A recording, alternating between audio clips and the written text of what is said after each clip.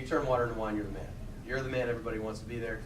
And so that was something unique. And then you have this royal official. Obviously, he would have had no issues getting around. He probably would have had money to get around. And so in any circumstance, he would have made his way to Jesus, no problem. Because you have one thing that levels the playing field with all of us is what? What is the one thing that levels us all? What are the two things you have to do in this life in America? Death and taxes, right? So, whoever you are, right? So certainly death brings this guy from up here to this guy down here. Now there's no absolute anything that makes him special, because right now he's got death at his doorstep. He's got his son gonna die, and he's thinking, I'll do anything in my power. All the riches I have, all the power I have, all the glory I have means nothing because my son is gonna die, right? So he makes his way through, and he comes to Jesus, and he says, when this man heard that Jesus had arrived in Galilee from Judea, he went to him and begged him to come and heal his son, who was close to death. I like Jesus' words, unless you people see miraculous signs and wonders, Jesus told him, you will never believe. Right? Jesus is putting miracles in their proper place. They're to prove who?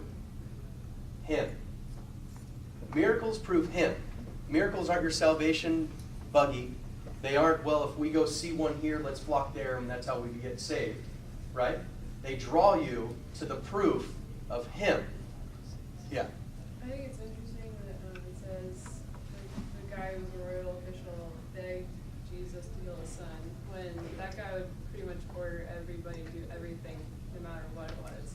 Yeah. So it was like, he was desperate, and he knew what Jesus was about, and he was, like he said, willing to do anything, but any other time he'd be like, you need to do this now, like anybody. I think there was a part of respect that I think he knew, like, did it say that he knew, like, who Jesus was as far as, like, God, or he just knew the healer? Because, I don't know, there has to be a level of respect there to beg. Yeah, regardless, he had something in mind.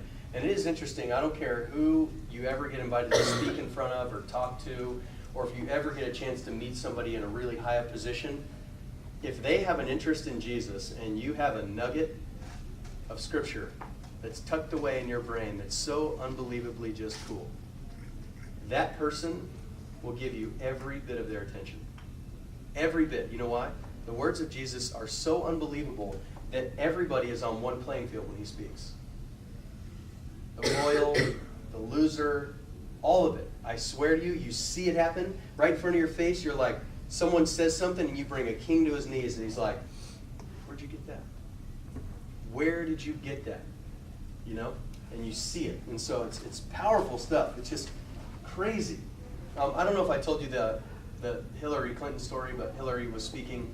She was a keynote speaker where we were in D.C., and she just said that Mother Teresa ordered her to go behind the curtain. She had to see her. And I'm thinking, okay, you're Hillary Clinton. You are the first lady of the United States, the gnarliest country in the whole entire planet, right? And this little 4'11" woman says, over here. It's just not going to happen, right? And so Hillary says, well, I went back there. Who could say no to her? And then she said that the words coming out of her, these were her words. She said, I felt like I was getting a message straight from God, because there was no saying no to this woman. She came up to me, some staunch abortionist, and she said, you are going to put a home for orphans here. Right? That's what she said to her. I'm thinking, whoa, like you could have said it a little nicer, you know, but she goes, I just felt like, oh my gosh, now what am I going to do? And so she said it took her a whole year. And she called her friends and worked this whole thing out, and Mother Teresa's calling her, and calling her, and calling her, and calling her, saying, listen, when's this going to be done? When's this going to be done? You know why? What does Mother Teresa hold that Hillary needs? She holds the words of Jesus in the palm of her hand, right? And so somehow this woman who has dedicated her life to seeing a facet of Jesus none of us want to partake in, somehow comes to this woman that's in political power and says, listen, sit down, we need to talk. And what does she do? She sits down. Some poverty-stricken, nothing woman brought Jesus to the table, and it leveled the playing field. You see it? That's just how it works. It works everywhere in the world. This is, if you want to speak about Jesus, you will get an ear. Sometimes you get an ear full, but you will get an ear. Okay, where are we at? So the royal official gets in there anyway, level playing field, and then Jesus kind of lays this rebuke out. And I don't know if it's necessarily at the guy or it's at the crowd, I'm not exactly sure. But unless you people see miraculous signs and wonders, Jesus told him, you will never believe. The royal official said, Sir, come down before my child dies. Jesus replied, you may go, your son will live. Jesus also says, if you seek me, you will find me. If you ask, I will give it. Jesus can't go back on his word. This guy was persistent, and Jesus was fulfilling this persistence. So the man took Jesus at his word and departed. While he was still on the way, his servants met him with the news that his boy was living.